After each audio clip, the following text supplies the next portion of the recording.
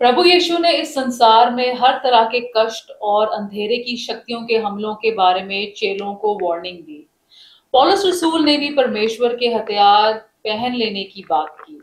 उन्होंने साथ में ये भी कह दिया कि सब परिस्थितियों में खड़े रहो, क्योंकि शैतानी ताकतें हमें विश्वास से गिराना चाहती हैं। ये विश्वास में खड़े रहना क्या है और कैसे होता है, आज हम इसी विषय पर बात करेंगे। सुनते हैं परमेश्वर का वचन। परमेश्वर का वचन हमने भजन संहिता 113 उसकी 4थी आयत से लिया है। यहोवा सारी जातियों के ऊपर महान है और उसकी महिमा आकाश से भी ऊंची है। हमारे परमेश्वर यहोवा के तुल्य कौन है? वह तो ऊंचे पर विराजमान है और आकाश और पृथ्वी पर भी दृष्टि करने के लिए झुकता है। वह कंगाल को मिट्टी पर से और दरिद्र को घूरे पर से उठाकर ऊंचा करता है कि उसको प्रधानों के संग अर्थात अपनी प्रजा के प्रधानों के संग बैठाए। वह बांझ को घर में लड़कों की आनंद करने वाली माता बनाता है। यहाँ की स्तुति करो। परमेश्वर के वचन को पढ़े और सुने जाने से आशीष हो। आमीन। जो अंधेरे की शक्तियां इस संसार में अधिकार जमाए बैठी हैं, हमारे ऊपर कैसे अटैक करती हैं? परमेश्वर ने जब इंसान को बनाया, आदम और ईव को एक नजदीकी रिश्ते में रहने के लिए बनाया और फिर उन्हें आज्ञा दी कि जो अंधेरे की ताकतें जो वहां पर धरती पर थी उन्हें अपने अधिकार में करना। और क्योंकि ये सब आत्मिक ताकतें हैं तो उन्हें भी परमेश्वर से आत्मिक बल से भरना था, क्योंकि वो जो आत्मिक ताकतें हैं वो स्वर्गदूत हैं और हमें उनका जो सामना करना है आत्मिक शक्ति में करना है। और फिर परमेश्वर हर दिन उन्हें उसी बल से भरते थे। उत्पत्ति 3 अध्याय 8वीं आयत में हर दिन परमेश्वर का उनके पास अदन बाग में आना, उसी बल को भरना, उसी को शक्ति में आगे बढ़ाते जाना था। मार्कुस 1 अध्याय 13वीं आयत में प्रभु यीशु के टेम्पटेशन के बारे में 2 बातें बताई गई हैं। प्रभु यीशु वहां पर वाइल्ड जंगली जानवरों के साथ थे, क्योंकि वो सब जंगली जानवर उनकी महिमा के अधीन थे। दूसरा, जब टेम्पटेशन हो गई तो स्वर्गदूत उनको टहल करने के लिए आ गए, क्योंकि जो शैतान का हमला था उससे उनकी जो आत्मिक शक्ति थी वो कम हुई थी। पौलुस रसूल फिर हमें विश्वास से भरे जाने का रास्ता बताते हैं। रोमियो की पुस्तक उसका 10वां अध्याय उसकी 17वीं आयत में वो कहते हैं, विश्वास सुनने से और सुनना मसीह के वचन से होता है। आदम और ईव को आशीष थी कि वो परमेश्वर का वचन परमेश्वर से डायरेक्ट सुन रहे थे अदन बाग के अंदर, और इससे पहले कि उनका जो वचन में और विश्वास में उनकी नींव गहरी हो, रूट गहरी हो जाए, वो पाप में चले गए। शैतान की जो आवाज जो सरपेंट के द्वारा ईव के पास पहुंची, उसने उसे आत्मिक कनेक्शन से काटकर धरती के कनेक्शन के साथ जोड़ दिया, 5 सेंसेस के साथ जोड़ दिया। और इसमें जो 3 टेम्पटेशन, जो 3 सोर्स हैं टेम्पटेशन के, वो यूहन्ना रसूल ने आइडेंटिफाई, पहचान कर दिए। 1 यूहन्ना 2 अध्याय 16वीं आयत में उन्होंने कहा, जो संसार में है अर्थात शरीर की अभिलाषा, आंखों की अभिलाषा और जीविका का घमंड, ये 3 उन्होंने सोर्स बता दिए। जो शरीर की अभिलाषा है वो है जो शरीर को डायरेक्टली इफेक्ट करती है। सेक्स है, खाना पीना है, ये सब शरीर को इफेक्ट करते हैं। प्रभु यीशु 40 दिन तक बगैर खाने के रहे विल्डरनेस में, और फिर मत्ती 4 की 3री आयत के अनुसार शैतान आता है, उनसे कहता है अपना बल इस्तेमाल करो, पत्थरों को रोटी बना के खा लो। उत्पत्ति 3 अध्याय 6वीं आयत में जो ईव है वो भी शैतान के कहने पर देखती है कि उस वृक्ष का फल खाने के लिए अच्छा और देखने में मनभाव है, देखने में अच्छा है और खाने के लिए भी उसने अपने आप ही डिसाइड कर लिया ये, और फिर वो शैतान के ट्रैप में फंस गई। जो ईगो, जो प्राइड ऑफ लाइफ है, वो ईगो सेटिस्फेक्शन के बारे में है। फिर ये क्लेम है मुझे मिलना चाहिए, ये मेरा हक है। जब हक मांगने लग जाता है तो वो प्राइड में आ गया।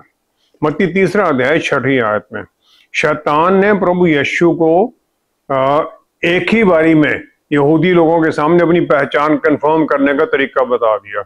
उसने कहा मंदिर के सबसे ऊंची जगह से कूद जाओ और फिर भजन संहिता 91 कि 11-12 आयत के अनुसार जो स्वर्गदूतों को आज्ञा मिली हुई वो तुम्हें पकड़ लेंगे और सब अपने आप पहचान जाएंगे कि यही मसीहा है और तुम्हें मान भी लेंगे, कुछ भी करने की जरूरत नहीं।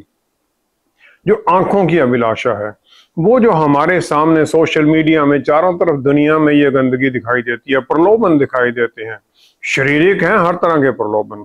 मत्ती 3:8 आयत में शैतान ने प्रभु यीशु को इस दुनिया के सारे राज्य उनकी महिमा दिखा दी और फिर उनसे कहा ये सब कुछ मैं देता हूं, मेरे सामने झुक जा, मेरी आराधना कर। मत्ती 3:5 आयत में ईव को भी ऐसी ही ऑफर दी गई थी। उसने कहा तुम परमेश्वर के तुल्य हो जाओगे, बुरा और भला पहचानने लग जाओगे। उसने जो परमेश्वर का वचन तो उसको ही झूठा करार कर दिया कि तुम मरोगे नहीं, ये तुम्हें सिर्फ डराने के लिए है। शैतान हमेशा हमें एक अट्रैक्टिव ऑफर देता है, लेकिन होती वो झूठी है और वो हमें परमेश्वर के आज्ञाकारिता से दूर कर देती है। प्रभु यीशु ने शैतान की अथॉरिटी को चैलेंज नहीं किया कि ये सब किंगडम तेरे अंडर है, राज्य तेरे अंडर हैं, लेकिन उन्होंने अपना राज्य भी उसे जाहिर नहीं किया कि स्वर्ग में मेरा राज्य है। पहला एरिया जो शैतान हमारे ऊपर अटैक करता है वो हमारा माइंड है, जहां पर वो बुरे विचार डालता है। यहूदी लोगों का ये क्लेम था कि उनकी जो सहायता है वो नॉर्थ से, पहाड़ियों से आती, यरूशलेम से आती है। फिर वो जगह को आइडेंटिफाई करने लग गए, परमेश्वर से दूर हो गए। परमेश्वर ने फिर से चैलेंज कर दिया। यिर्मयाह नबी की पुस्तक उसका 3रा अध्याय उसकी 23 आयत में कहा, निश्चय पहाड़ों और पहाड़ियों पर का कोलाहल व्यर्थ ही है, इजराइल का उद्धार निश्चय हमारे परमेश्वर यहोवा ही के द्वारा है। उन्होंने कहा यरूशलेम से उद्धार नहीं है, उद्धार परमेश्वर से है। परमेश्वर पर ध्यान लगाओ, जगह पर नहीं। जो साल्वेशन है, जो मुक्ति, जो उद्धार है, वो हर परिस्थिति से छुटकारा है और पाप से छुटकारा, दोनों हैं ये, और उसके साथ पे इटर्नल लाइफ भी है। इससे पहले के शैतान हमारे मनों में एक वो गहरी जड़ पकड़ ले अपने झूठ के द्वारा, प्रभु यीशु ने वही जैसे उन्होंने किया वैसे हमें भी करना है। प्रभु यीशु ने अपने परमेश्वर के वचन के द्वारा उसे काट दिया और उसे हरा दिया। हमारे जो विचार हैं, जैसे ऊपर पक्षी उड़ रहे हैं आसमान में, वैसे ही हैं। जैसे कोई पक्षी हमारे नजदीक आता हम उसको शुरू कर देते हैं, भाग यहां से। इसी प्रकार हमें विचारों को भी भगाना है वचन के द्वारा। परमेश्वर के वचन को पढ़ना है, उसके साथ जुड़ना है और विचारों को भगाना है। दूसरा आता है फिर हमारा हार्ट, जो हमारे हर इच्छाओं का, अच्छी और बुरी इच्छाओं का सोर्स है, जहां से शुरू होती हैं। उत्पत्ति 3रा अध्याय 6ठी आयत, ईव ने शैतान के झूठ को सुना, उसके बारे में उसने सोचा, सोचती रही, जिसको हम बोलते हैं मेडिटेशन करना। उसकी बातों पर सोचती रही। फिर उसने पेड़ की तरफ देखा, पेड़ तो वहीं था, उसकी तरफ देखा, फिर उसके अंदर उसके फल को खाने की इच्छा बन गई। जो डिजायर थी जो उसके अंदर बनी, उसने जो इंफॉर्मेशन उसके बाद पहले से थी, परमेश्वर की बात और शैतान की बात, उसने उसकी इंटरप्रिटेशन ही बदल ली। उसने नई रोशनी में देखा जो शैतान ने झूठ बोला था। एक्चुअली शैतान के अंधेरे में उसने देखा और जो रोशनी थी उसे उसने अंधेरा समझ लिया और रियलिटी से दूर हो गई। फिर उसे जो पेड़ था वो भी अच्छा लगने लग गया, आंखों के लिए सुंदर लगने लग गया और बुद्धिमान बनाने के लिए ठीक लगने लग गया। जब डिजायर हमारे अंदर आती है तो वो परमेश्वर की सच्चाई को दूर कर देती है हमसे, और फिर हमें जो अगला स्टेप है, वो अगला स्टेप है उस पर एक्शन लेना। जो हमारे विचार आया, जैसे हमने इच्छा की, उसको फिर हम एक्शन में ले आते हैं। ईव ने वो पेड़ का फल तोड़ा और खा लिया, एक्शन हो गया, पाप हो गया। पहले पहले हर पाप मुश्किल लगता है, लेकिन फिर जब उसके बारे में सोचते रहते हैं फिर बड़ा आसानी से सब बैरियर टूट जाते हैं, हम हो जाता है सब कुछ, और फिर ये नेचुरली होने लग जाता है। हर बारी अगली बारी को सोचते भी नहीं है, फटाफट हम पाप करने लग जाते हैं, और फिर जो बुरी इच्छाएं हैं ये हमारी आदतें बन जाती हैं और हमें उनको काटना मुश्किल हो जाता है, और फिर ये हमारे सोल में, अंदर प्राण में गहरी जड़ पकड़ लेती हैं। शैतान हमारे मित्रों को, पीयर जो हैं, हमारे प्रोफेशनल साथी हैं, उनके साथ प्रेशर डालता है, और हमारी जरूरतें हैं, कहीं कमी है, उस सबको, अकेलापन है, उन सबको यूज करता है वो। जो किसी सुपरविजन के बिना रहते हैं, शुरू से ही माता पिता दोनों काम कर रहे हैं और वो बगैर सुपरविजन के रह रहे हैं, पॉसिबिलिटी होती है कि वो ऐसे ट्रैप में जल्दी आ जाएं।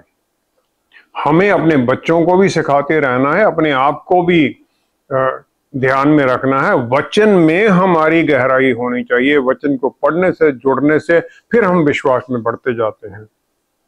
पाप से बचने के लिए सारी तरफ से गाइडेंस और वार्निंग भी मिलती रहती है, लेकिन सही में हम इससे कैसे बच सकते हैं? स्प्रिंग या बसंत का समय इजराइल और उसके आसपास के मुल्कों में युद्ध का समय होता था, ताकि क्षेत्र जीते जाएं और दुश्मन को हराया जाए। दूसरा शमूएल 11 अध्याय पहली 2 आयत में हम देखते हैं, राजा दाऊद ने योआब जो उसका कमांडर था आर्मी का, उसे सेना के साथ भेज दिया अमोनियों के ऊपर। उन्होंने उन्हें हरा दिया और रब्बा जो उसकी कैपिटल थी उसे उन्होंने घेर लिया। लेकिन दाऊद यरूशलेम में ही रहा। फिर एक दिन शाम को वो अपनी छत के ऊपर था, उसके पास काम तो कुछ था नहीं, तो उसने बादशिबा को देखा जो अपनी छत के ऊपर नहा रही थी। उसने पता किया तो उसे पता चला वो ऊरिया हिटाइट था, उसकी पत्नी थी। ऊरिया 30 लोग थे जो योद्धा थे, खास योद्धा थे, जो कि पूरी तरह से लॉयल थे दाऊद को, उसकी पत्नी थी। और उन्हीं 30 में एक एलियाम था, वो उसकी बेटी थी। ये सब कुछ जाने के बाद में भी राजा दाऊद ने उसे पाप कर दिया और फिर उसके पति को युद्ध में मरवा दिया। पहला जो स्टेप होता है किसी भी बुराई में गिरने का, वो ये होता है कि जहां हमें होना है हम वहां नहीं होते, कहीं और ही खड़े होते हैं। और जो शैतान हमारे सामने सिचुएशन लेके आता है, परिस्थितियां लेके आता है, हमें उनमें चलना है या नहीं चलना, चॉइस हमारी होती है। पौलुस रसूल ने अफसियों की पुस्तक 2 अध्याय 2 आयत में इसी का हमें क्वेश्चन कर दे दिया कि किस प्रकार दुनिया जो है वो आकाश की शक्तियों का जो राजकुमार है, जो शैतान है, उसके आत्मा में काम करते हैं, जो कि परमेश्वर की आज्ञा से दूर रहते हैं। प्रभु यीशु ने 12 चेलों को चुना, सब 12 को उन्होंने चुना था, और कॉल थी मेरे पीछे चलो। मत्ती 4 की 19-20 में हम देखते हैं शमौन पीटर और उसका भाई एंड्रू, उन्होंने अपने नेट्स जो थे, मछली पकड़ने वाले जाल थे, वो छोड़े और उसके पीछे हो लिए। यूहन्ना और उनके ब्रदर याकूब को जो बुलाया तो उन्होंने अपनी किश्ती छोड़ दी, अपने पिता को छोड़ दिया और उसके पीछे हो लिया। एक ने तो अपने बिजनेस को छोड़ा, दूसरे ने अपने बिजनेस के साथ अपने परिवार को भी छोड़ दिया। यूहन्ना और उसके भाई ने, जो उस समय का विश्वास था यहूदी लोगों में, वो ये था कि मसीहा जब आएंगे तो वो इजराइल का राज्य द्वारा स्थापित कर देंगे, रोमियों को हरा देंगे। और जो चेले थे वो भी आपस में यही आर्गुमेंट करते रहते थे कि उनमें सब में लीडर कौन होगा। तो प्रेरितों की पुस्तक 1 अध्याय 6 आयत में प्रभु यीशु के जी उठने के बाद जब उन्हें स्वर्ग में उठाया जाना था, फिर उन्होंने पूछ लिया प्रभु यीशु से, यही सवाल कर दिया कि हे प्रभु, क्या आप इसी समय इजराइल को राज्य फेर देंगे? वही उनके मन में चल रहा था। उनके मन में यह था कि हम अच्छी पोजीशंस पर जाएंगे, मिनिस्टर बनेंगे, सब कुछ बन जाएंगे हम। यहूदा इस्करियोती वो भी उन 12 में से था। एक वही था जो यहूदा एरिया का था, बाकी सब गलील के और उस इलाके के थे। तो जब हम अपने मन के अंदर ये इच्छाएं डाल लेते हैं कि मेरी महिमा, मुझे ऊंचा उठना है, तो परमेश्वर की महिमा उससे ऊपर उठाने से हम दूर हो जाते हैं और शैतान के अधीनगी में जाने का खतरा हो जाता है। यहूदा इस्करियोती ने अपना पाप समझ लिया प्रभु यीशु को धोखा देने के बाद में, लेकिन उसे हाई प्रीस्ट और यहूदी लोगों ने रिजेक्ट कर दिया, जिन्होंने उसे पैसे दिए थे। और फिर उसके मन में यह भी आया कि जो बाकी 11 चेले हैं वो भी मुझे एक्सेप्ट नहीं करेंगे, और इसी दुख में उसने आत्महत्या कर ली। 2 कुरिन्थियों 2 अध्याय 10वीं-11वीं आयत में, 2 कुरिन्थियों 2 अध्याय उसकी 10वीं-11वीं आयत में हम देखते हैं पौलुस रसूल हमें वार्निंग देते हैं कि हम क्षमा करते रहें और उसके अनुसार अपने जीवन को जिएं। वार्निंग क्या है? वो कहते हैं कि शैतान का हम पर दाव ना चले, क्योंकि हम उसको उसकी युक्तियों से अनजान नहीं। क्षमा कर दें, लोगों से जुड़े रहें, नहीं तो शैतान हमें दूर कर देगा, आपसी रिश्तों से भी, परमेश्वर से भी। हमें अपनी कमजोरी को समझना है, उसे देखना है, हमारे जीवन में किस किस एरिया में हमारी कमजोरी है, और फिर उस पर ध्यान रखते हुए हमें शैतान के हर तरह के ट्रैप से बचे रहना और दूसरों की सहायता मांगनी है। हमें सहायता मांगनी है परमेश्वर से, प्रार्थनाओं के द्वारा, वचन को याद करके, ताकि हम वचन को काउंटर कर दें। जो शैतान झूठ बोलता है उसको काउंटर वचन से करें। दूसरा, हमें अपनी पत्नी या जो नजदीकी रिश्तेदार है, मित्र है, जिस पर हम विश्वास करते हैं, उसको हम उसकी सहायता मांगे कि हमारी पर वो नजर रखे। तीसरा, जब गलती हो जाए तो एकदम पाप मानो, जैसे दाऊद ने माना, और फिर रिपेंटेंस के साथ माफी मांगो परमेश्वर से, दोबारा उनकी तरफ जुड़ो। परमेश्वर का बच्चा होने के कारण हम सब शैतान और उसकी ताकतों के हमेशा नजर में हैं, लेकिन वो परमेश्वर हमें युद्ध के लिए तैयार कर सकते हैं, बल से भर देते हैं। भजन संहिता 144 की पहली आयत में राजा दाऊद एक माइटी वॉरियर है, महान योद्धा है, और उसने गोलियत को हरा दिया, जबकि अभी वो लड़का ही था दाऊद। और फिर उसने विश्वास के साथ ये कह दिया, धन्य है यहोवा जो मेरी चट्टान है, वह मेरे हाथों को लड़ने और युद्ध करने के लिए तैयार करता है। मेरे हाथों को लड़ने और युद्ध करने के लिए तैयार करते हैं परमेश्वर। उसे विश्वास था। शैतान झूठ का पिता है।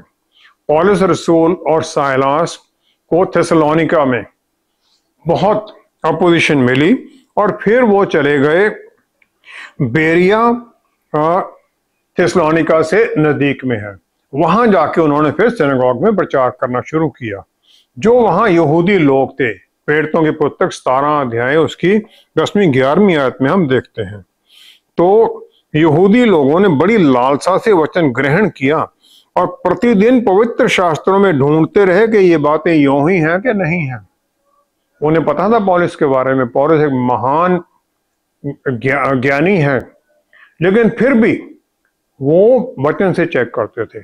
बहुत लोग नई डॉक्ट्रिन्स, नए आइडियाज लेके, बड़े अट्रैक्टिव आइडियाज, इंप्रेसिव आइडियाज लेके प्रचार करने के लिए आ जाते हैं, वचन सुनाने के लिए, लेकिन वो वचन के अनुसार नहीं होता है। जो परमेश्वर के वचन के अनुसार नहीं है, उसे रिजेक्ट करना हमारे लिए जरूरी है, हम उसके पीछे चलना जरूरी नहीं है। शैतान भी चमत्कार करता है। दूसरा थिस्सलुनीकियों 2 अध्याय 9वीं 10वीं आयत में पौलुस रसूल कहते हैं, हम अंत समय में हैं, और जो शैतान के एजेंट हैं, वो अधर्मी का आना शैतान के कार्य के अनुसार सब प्रकार की झूठी समर्थ और चिन्ह और अद्भुत काम के साथ है। चिन्ह चमत्कार करता है शैतान, जो उसके एजेंट वो करते हैं। मत्ती 7 की 22-23 में प्रभु यीशु ने, जो उस प्रभु यीशु के लोग कहलाना के कामों के द्वारा हमने बड़ा काम किया, हमने तो अद्भुत चमत्कार किए हैं आपके नाम पर, तो प्रभु यीशु उन्होंने कह दिया कि जो काम तुमने किया है मेरे लिए नहीं, दुष्टता के कामों के लिए क्या किया है। उन्होंने कहा, मैं तुम्हें नहीं जानता, मुझसे दूर हो जाओ, तुम जो दुष्टता के काम करते हो। ऐसे लोगों के पीछे मत हो जाओ जो चमत्कार करना कोई गारंटी नहीं है कि वचन के अनुसार है। वो वचन को मानना जरूरी है। शैतान और उसके एजेंट अपने आप को रोशनी का एंजल्स ऑफ लाइट और धर्मी होने का दिखावा कर देते हैं। फिलिपियों की पुस्तक 1 अध्याय 9वीं आयत में, फिलिपियों की पुस्तक 1 अध्याय 9वीं आयत में हमें प्रार्थना करना है परमेश्वर की तरफ कि हम उनके प्यार से भरे हुए, उनका ज्ञान और सब प्रकार के विवेक सहित और भी बढ़ते जाएं। विवेक सहित नॉलेज, बुद्धि और अंडरस्टैंडिंग, डिसर्नमेंट भी मिले, हम विवेक पहचान सके दुष्ट आत्माओं को। पहचान के बिना हमारा प्यार भी मूर्खता की तरफ मुड़ जाएगा, शैतान हमें मोड़ देगा। हमें पहचानना है कौन सी आत्मा सही है, कौन सी गलत है। दुख, तकलीफ और टेम्पटेशन, ये सब शैतान की तरफ से हैं। यूहन्ना 16 की 33 आयत में प्रभु यीशु ने यही हमें कौशन कर दिया। उन्होंने कहा कि इस दुनिया में तुम्हें संताप आएंगे। फिर उन्होंने कहा ढाढ़स बांधो, मैंने इस दुनिया को जीत लिया है। शैतान हराया हुआ है और हमें उससे छुटकारा दे दिया प्रभु यीशु ने। और हमारा जो धार्मिक काम है वो हमें हर तरह की धर्मी कामों से हम परमेश्वर की आशीष में चलते रहते हैं, क्योंकि वो छुटकारा हमें मिल चुका है। फिर हम अननेसेसरी जो हमारे दुख हैं उनसे भी हम बचे रहते हैं। शैतान प्रलोभन देता है पाप में रह जाकर, और वो हमारे मनों में से परमेश्वर के वचन को चुरा लेता है। यहूदा इस्करियोती ने प्रभु यीशु की सब बातें सुनी थी, जो उन्होंने किया और सब कुछ उसने देखा भी था। लूका 22 की तीसरी आयत में जो चीफ प्रीस्ट थे और जो यहूदी काउंसिल लीडर थे, वो प्लान कर रहे थे कैसे प्रभु यीशु को पकड़े। फिर शैतान यहूदा में घुस गया और फिर वो उनके पास ले गया, ताकि वो जो उसने सुना था, जो देखा था, वो सब भूल कर उसने किनारा कर दिया और प्रभु यीशु को उसने धोखा दे दिया। हमें अपने मन को, अपनी कमिटमेंट को चेक करते रहना कि हम वचन के अनुसार चल रहे हैं, वचन की अधीनगी में चल रहे हैं, क्या हम उनकी आज्ञाओं के अनुसार चल रहे हैं, कहीं हम शैतान की गलत स्कीम में तो नहीं फंस रहे हैं। जीत में चलने के लिए इस दुनिया में प्रभु यीशु को पकड़े रहना और उनके रास्तों पर चलना ही एक ही रास्ता है और कोई रास्ता नहीं है। वही हैं जिन्होंने शैतान का सर कुचल दिया और उसकी अथॉरिटी को खत्म किया है। हमारे ऊपर उनकी शैतान की अथॉरिटी खत्म कर दी है और उनके बल में हम भी ये जय पाकर चल सकते हैं, हम भी उस आशीष की परिस्थितियों में चल सकते हैं। हम चाहते हुए भी बुराई में फंसे रहते हैं और निकल क्यों नहीं पाते? उत्पत्ति 1 आयत में आदम को परमेश्वर ने आशीष दी, उसे कह दिया, टास्क दिया गया कि धरती को भर दो और इसको अपने वश में कर लो। इब्रानी भाषा का शब्द है कबाश, जो वश करने के लिए कहा गया। उसमें है फोर्स के साथ अपने अधीनगी में लाना है, बल के साथ। और एडम को उन्होंने परमेश्वर ने जिसने उसे बनाया था उसमें ये कैपेसिटी भी दी थी। उन्होंने अपनी सांस फूंक कर उसे बल दे दिया था कि वो ये कर सके। एजेकियल नबी को परमेश्वर ने क्रिएशन के बारे में और शैतान के गिरने के बारे में बताने के लिए कह दिया। एजेकियल 28 की 13 आयत में हम देखते हैं, उन्होंने शैतान को कहा कि तू परमेश्वर की अदन की बारी में था, और फिर उसे 17वीं आयत में उसे धरती पर फेंक दिया गया, क्योंकि उसने स्वर्ग में विद्रोह किया। उसके साथ 1/3 जो स्वर्गदूत थे वो भी उसके साथ वहां से निकाल दिए गए। और ये माना जाता है आदम और ईव को जो महिमा दी गई थी परमेश्वर के द्वारा, जो सांस फूंकी गई थी, वो स्पेशली दी गई थी इंसानों को, वो स्वर्गदूतों के पास वो नहीं है।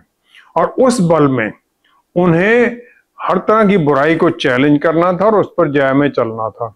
यिर्मयाह नबी की पुस्तक उसका 15 अध्याय 21 आयत में जो नबी को परमेश्वर वायदा कर देते हैं, वो कहते हैं लोगों को बता दे कि मैं तुझको उन लोगों के सामने पीतल की दृढ़ शहरपनाह बनाऊंगा, वे तुझसे लड़ेंगे परंतु तुझ पर प्रबल ना होंगे, क्योंकि मैं तुझे बचाने और तेरा उद्धार करने के लिए तेरे साथ हूँ।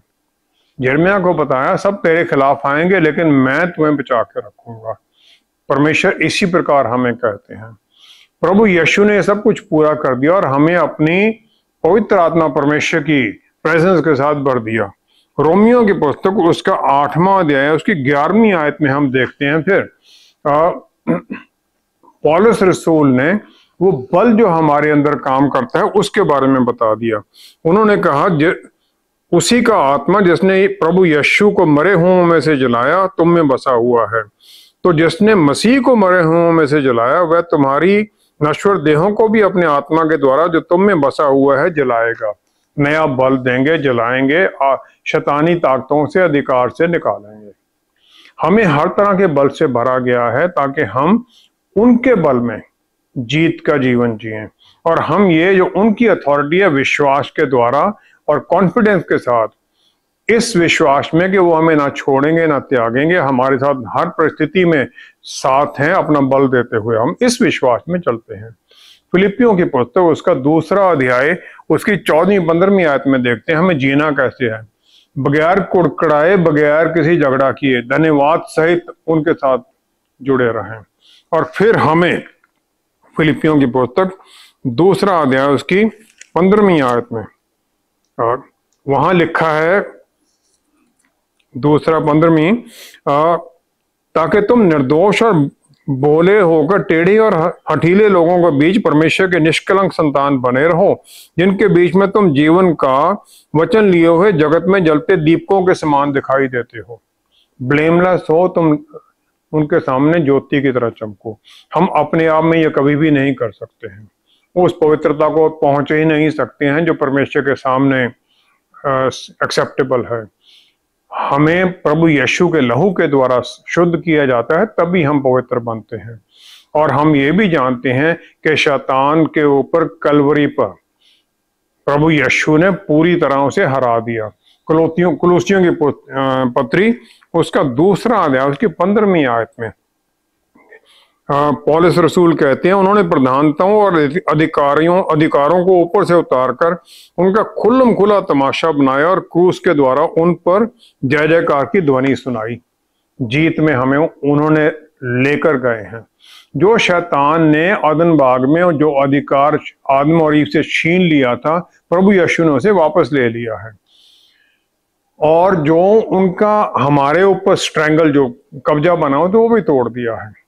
याकूब 4 अध्याय 7 आयत में हमें कहा गया है, शैतान का सामना करो तो वो भाग जाएगा। हम ये करते कैसे हैं? प्रकाशित वाक्य 12 अध्याय 11 आयत में हम ये करते हैं प्रभु यीशु मेमने के लहू के द्वारा और उनके वचन की गवाही के द्वारा। और फिर हम उनके उस जो लहू बहाया गया उसके बल में चलते हैं और फिर उसी जीत को हम डिक्लेयर करते हैं। प्रभु यीशु की जीत को डिक्लेयर करते हुए हम भी विक्ट्री में चलते हैं। पौलुस रसूल ने हमारे जो युद्ध के हथियार वो हमें दिखा दिए, जो विश्वासियों को दिए गए हैं। अफसियों की पुस्तक 6:17-18 आयत में अटैक का एक ही हथियार है जो तलवार है आत्मा की, जो कि वचन है। जब हम वचन को चलाते हैं तलवार की तरह शैतान भागता है। और फिर इसे हम तीखा कैसे करते हैं इस तलवार को? प्रार्थना के द्वारा। हर पल हम प्रार्थना में लगे रहें, आत्मा के में जुड़े हुए और जागते रहें। पवित्र आत्मा परमेश्वर हमें कॉन्टिन्यूअस परमेश्वर के साथ बातचीत करने में सहायता करते हैं, क्योंकि परमेश्वर रोशनी के पिता हैं। याकूब 1 अध्याय 17 आयत में है। वो सोर्स हैं और फिर क्योंकि सोर्स के पास उनकी उस सोर्स की तो कोई शैडो हो ही नहीं सकती, सूरज की शैडो हो ही नहीं सकती है। और ना फिर कोई ऐसी चीज जब हम उनके साथ हैं हमारे ऊपर कोई अधिकार कर सकती है। जब हम आत्मा में प्रार्थना करते हैं तो अपने मन को उनके सामने खोल देते हैं और फिर उन्हीं पर हम निर्भर हो जाते हैं। 2 तीमुथियुस 2 अध्याय 3 आयत। और हमें हर युद्ध लड़ना है प्रभु यीशु के अच्छे सोल्जर बनकर। यहोशू 5:15 में प्रभु यीशु ने, जो कि कमांडर बनकर हेवनली आर्मी के कमांडर बनकर आए थे, उसको पूरी प्लान बता दी और उसी प्लान में यहोशू चलता रहा और फिर वो पूरी तरह से सफल रहा। हमें ये विश्वास रखना है जो लड़ाई है ये हमारी नहीं है, परमेश्वर की लड़ाई है। और परमेश्वर हमेशा किसी भी तरह से हराए नहीं जा सकते हैं। हम भी उनके योद्धा बनकर उनकी आज्ञा के अनुसार जीत में चल सकते हैं और फिर हमारी जीत के द्वारा हम उन्हें महिमा देते हैं। विश्वास में चलने का यही एक तरीका है। आइए हम प्रार्थना करें। पिता परमेश्वर, हम धन्यवाद करते हैं। क्या ही धन्य है आप हमें वचन देते हैं, वचन सिखाते हैं और पवित्र आत्मा परमेश्वर हमारे अंदर हमारे टीचर बनाकर भेज देते हैं ताकि हमें वो सब कुछ सिखाएं।